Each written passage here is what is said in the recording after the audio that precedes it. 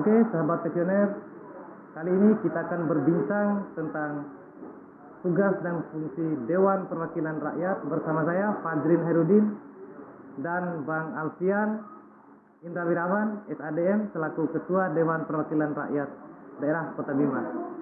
Oke, langsung saja kita sapa narasumber kita kali ini. Assalamualaikum, Bang. Waalaikumsalam warahmatullahi wabarakatuh. Sehat, Bang? Alhamdulillah sehat. Apa saja aktivitas keseharian sebelum kesini nih, Bang? Luar biasa nih. Jadi tadi pagi jam 9 sebelum ke kantor kebetulan ada acara partai pemilihan pimpinan kecamatan Partai Golkar Kota Bima. Terus lanjut rapat Forkopimda di ruangan Dandi. Terus yang ketiga menyaksikan pertandingan bola Liga Pelajar final antara tingkat SMP antara MTS 1 dan MTS 2. Baru di sini.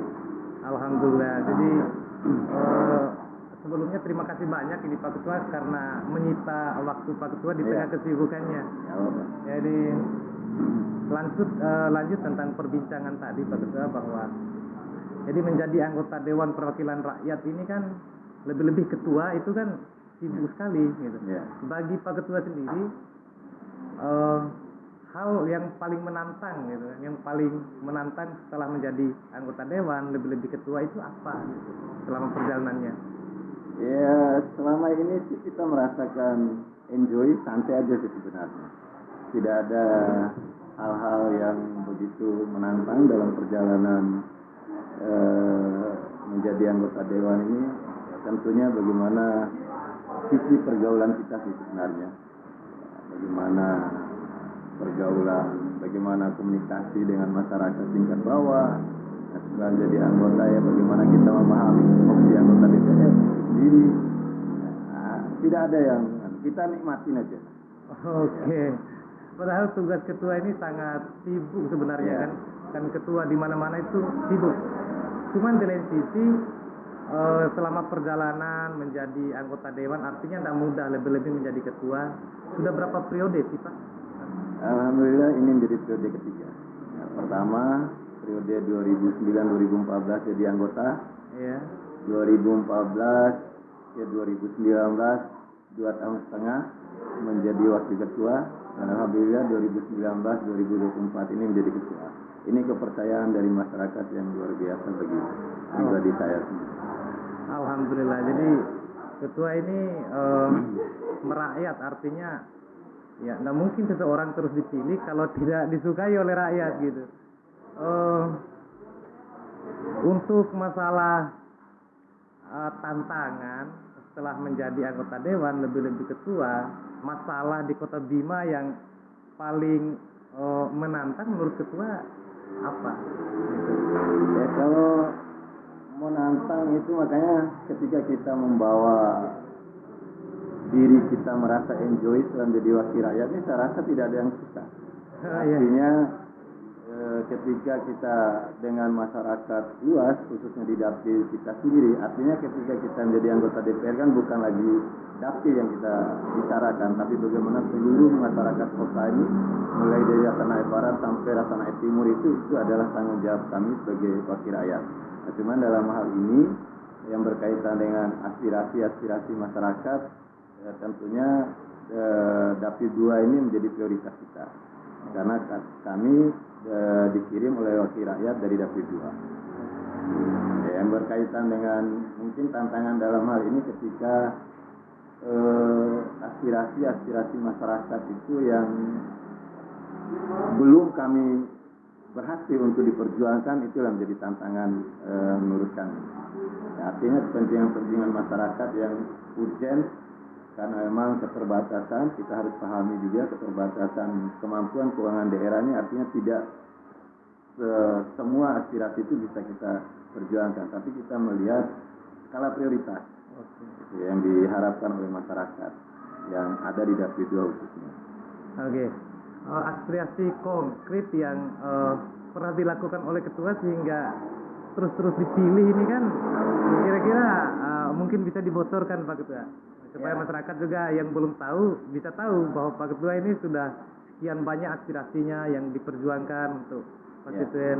Ya, aspirasi masyarakat itu kan banyak hal sebenarnya diharapkan kepada kami sebagai wakil rakyat ini, baik dari segi infrastruktur, sosial kemasyarakatan, keagamaan dan sebagainya. Nah, dalam hal ini bagaimana kita sebagai wakil rakyat untuk memperjuangkan itu dari seluruh aspek yang diharapkan masyarakat ini bisa kita perjuangkan lewat program pemerintah yang ada di pemerintah Kota Bima. Misalnya infrastruktur, bagaimana dalam hal membangun infrastruktur misalnya drainase. Ya. Karena emang dari 16 kelurahan yang ada di Dapil 2 ini sama-sama membutuhkan untuk bagaimana di musim hujan itu infrastruktur yang terkait dengan drainase ini bisa kita perjuangkan sehingga lolos dalam program pemerintah daerah Kota Bima. Oke. Ya, begitu juga dengan sosial kemasyarakatan, misalnya bantuan bakulan, UMKM dan sebagainya. Itu juga dari segi keagamaan. Sekarang ini kan di pemerintah kotanya lagi giat-giatnya seluruh masyarakat ini membangun masjid. Nah, bagaimana harapan masyarakat ketika kami turun reses ataupun kami kembali ke konstituen itu, harapan cukup besar yang terkait dengan segi keagamaan ini. Nah, lewat permintaan ini bagaimana kita melakukan komunikasi dengan pemerintah supaya masjid-masjid yang dibangun ini bisa kita perjuangkan untuk membantu anggarannya. Ya, itu.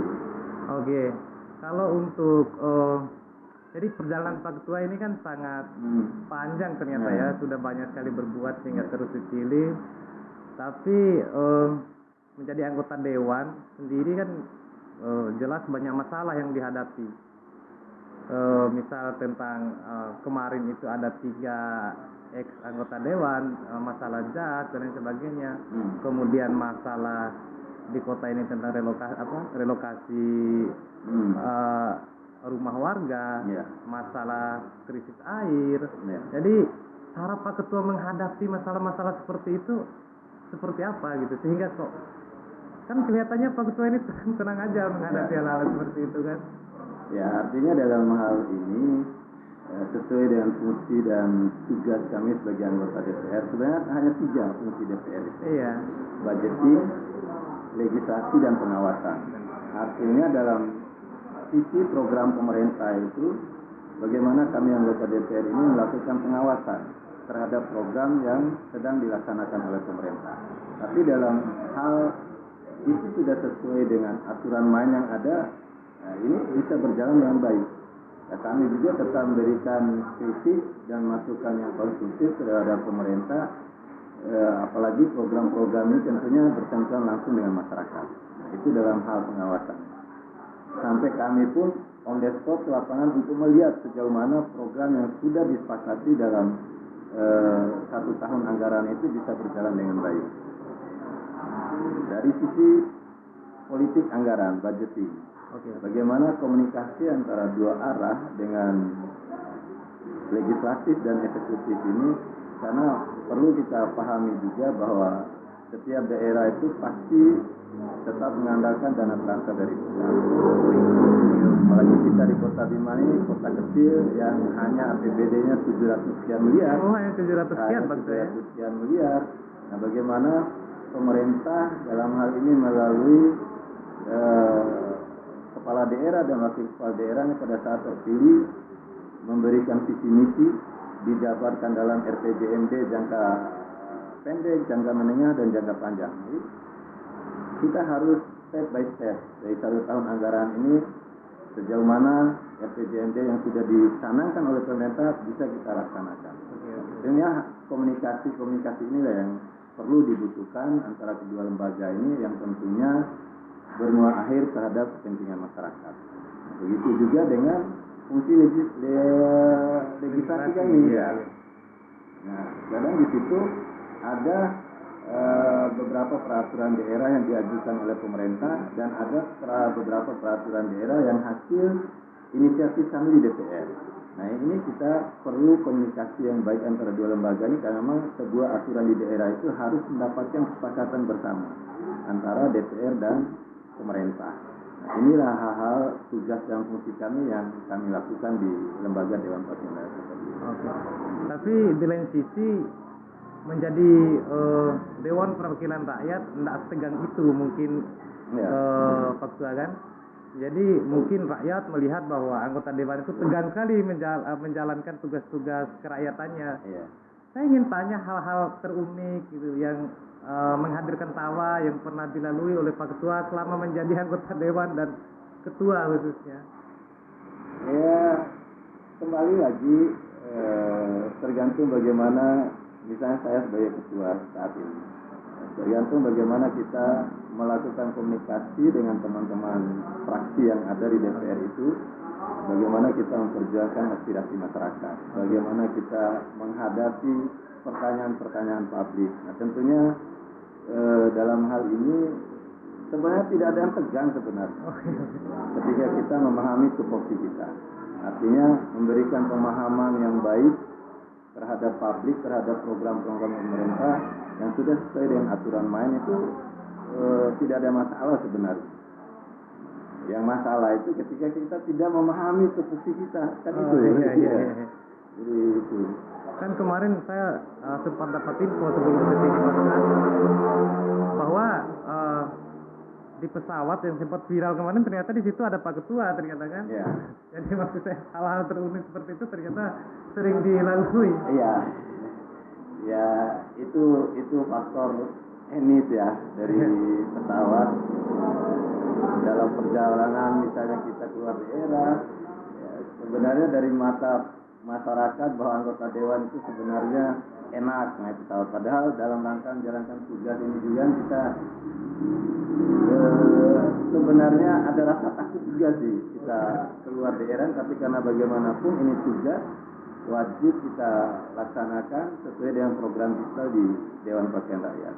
Ya, hal-hal seperti kemarin memang agak riskan ya, baru saya mengalami, tapi sering juga sih sebenarnya. Tidak baru itu, misalnya kendala cuaca, pesawat tidak bisa landing, harus kembali ke Lombok atau harus kembali ke Bima, nah seperti itu lah ya. Oke, jadi untuk hal itu, jadi hal-hal terlucu tuh pernah dilalui juga ternyata oleh Dewan Perwakilan Rakyat ketika menjalankan tugas begitu. Iya. Di lain sisi giat-giat Pak Ketua untuk sekarang ke depan ini apa kira-kira Pak Ketua? Kalau saya pribadi sih tentunya bagaimana tugas yang diberikan oleh masyarakat Kota Bima terhadap pribadi saya sebagai ketua DPR, saya akan menyelesaikan dulu tugas saya sebagai ketua DPR. Jadi hal-hal lain mungkin ke depan ya, belum terpikirkan lah. Maksudnya seperti kan ke depan ini untuk tahun 2022 kan ini mau ada rapat banggar dan lain sebagainya kan untuk APBD. Ya, itu kan dalam tugas. Memang APBD untuk tahun 2022 nanti kita akan melakukan pembahasan di bulan November ini. Bagaimana tahapan-tahapan itu kita sudah lewati dengan pemerintah sehingga memasuki masa akhir ini pemerintah mengajukan Raperda APBD untuk tahun 2022 dan tanggal hari Jumat nanti. Nah, nanti kita setelah itu kita akan memberikan tanggapan secara politis melalui fraksi-fraksi yang ada, memberikan saran masukan sehingga alat kelengkapan dalam hal ini Badan Anggaran akan memulai proses pembahasan yang tentunya kami sebagai anggota Banggar akan menerima masukan-masukan dari teman-teman komisi yang sudah dilaporkan di paripurna. Oke, untuk masalah yang pernah dilalui oleh Pak Ketua, maksudnya masalah-masalah yang ada di Kota Bima, yang poin-poin utama yang ingin diperjuangkan untuk 2022 nanti itu apa, Pak Ketua? Begini sebenarnya. Iya. Adapun program pemerintah ini tentunya sudah melalui tahapan-tahapan. Artinya dari RPJMD itu bagaimana teman-teman eksekutif menuangkan dalam RKPD pemerintah sehingga menjadi acuan bagaimana anggaran yang ditransfer dari pusat, dana DAU dan dana DAK. Kalau dana DAK kan sudah ada mereknya dari pusat, itu tidak bisa kita ganggu gugat lagi. Nah, yang bisa kita utak-atik dalam hal ini sesuai dengan RPJMD ada hanya dana DAUD. Hanya dana DAUD yang tentunya ini yang perlu dilakukan proses pembahasan bersama dengan eksekutif. Oke. Nah, artinya dalam bulan November ini bagaimana APBD Kota Bima ini kita bisa selesaikan dengan waktu yang sudah diberikan oleh Badan Musyawarah terakhir tanggal 30 November. Tapi kalau memang komunikasi yang baik antara legislatif dan eksekutif dalam bukan tanda kutip ada permainan ya. Oke. Tapi secara real kita akan melihat, mengkaji secara detail isi daripada APBD itu sendiri.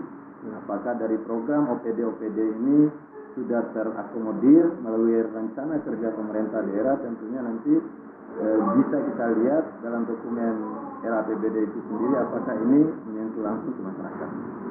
Oke. Jadi sahabat visioner sekalian, karena memang Pak Ketua ini masih muda, jadi masih ganteng juga, kalah juga saya ini.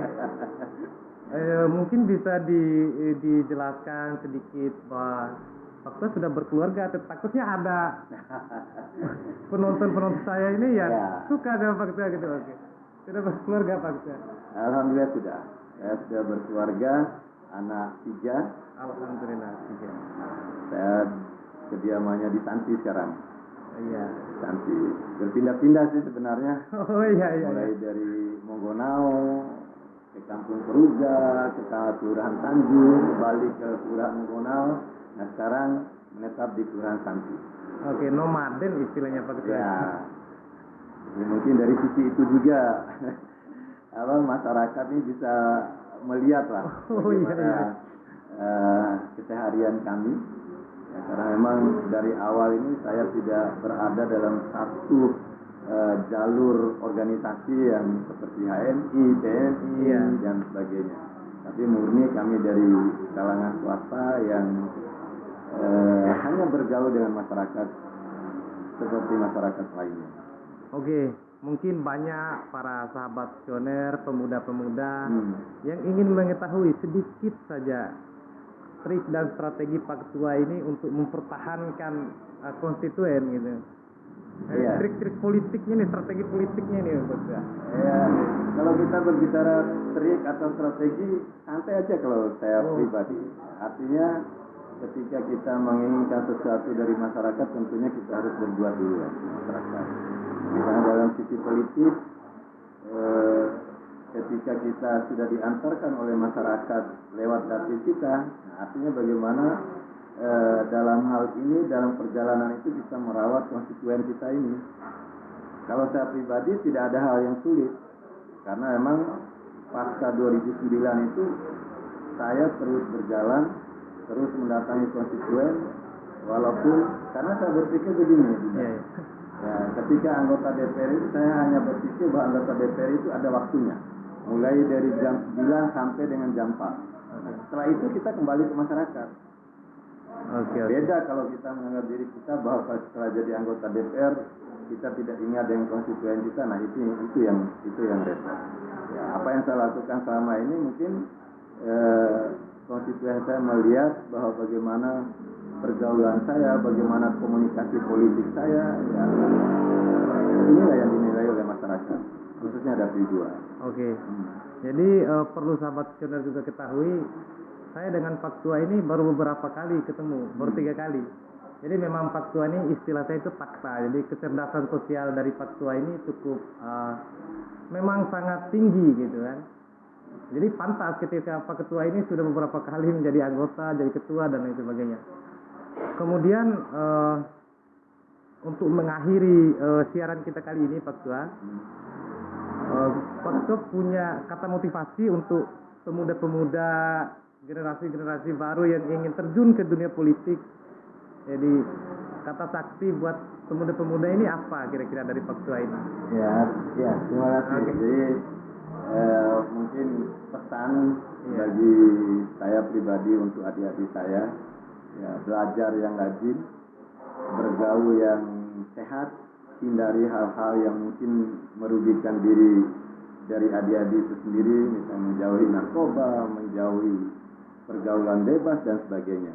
Artinya mari kita, ketika kita ingin bagaimana mindset kita ini ingin menuju suatu tempat itu, tentunya kita harus punya planning apa yang harus kita lakukan. Oke. Tidak bisa sesuatu hal itu bisa kita dapat dengan tiba masa tiba akal. Jadi harus terplanning dengan baik. Artinya mungkin untuk adik-adik saya yang ada di OKP, adik-adik pemuda dan sebagainya, betul-betul fokus hal-hal apa yang harus tercapai ini harus diplanningkan dengan baik. Ya, pada intinya dengan kemajuan zaman digital seperti ini, ya perlu kehati-hatian sih sebenarnya. Bagaimana menggunakan media sosial dengan baik, menggunakan media sosial yang bermanfaat dan sebagainya. Dengan keadaan Kota Bima kita seperti Kota Bima ini, dengan ancaman narkoba yang begitu dahsyat ini, tentunya dibutuhkan kehati-hatian dari pergaulan kita. Saya juga punya anak laki-laki yang kadang-kadang gimana ya, kita menjaga siang hari, kadang-kadang malam. Kita menjaga malam, kadang-kadang siang hari. Nah ini tentunya harus diberikan motivasi ataupun nasihat-nasihat kepada anak-anak kita ini untuk bergaul dengan teman-teman yang baik. Ini supaya tidak salah arah. Oke, sahabat visioner. Jadi itu pegang baik-baik pesan dari Pak Tua, atau biasa akrab dipanggil dengan Dai Pawang, ya. Jadi sepanjang yang saya ketahui juga bahwa Pak Tua ini jarang menggunakan Facebook gitu. Ya. Sehingga hampir informasi-informasi yang berseliweran yang mempengaruhi anak muda dan generasi sekarang itu dari media-media itu semua, karena belum canggih mereka menggunakan itu. Jadi terima kasih Pak Tua telah hadir di studio podcast Visioner HMI Channel 5. Saya juga mengucapkan terima kasih atas undangan ini. Ini baru pertama kali kita diwawancara dalam suasana seperti ini. Ya, salah lah kalau memang ada undangan lebih atau di lain kesempatan kita siap. Oke, untuk menutup siaran kita kali ini, billahi taufiq wal hidayah. Wassalamualaikum warahmatullahi wabarakatuh.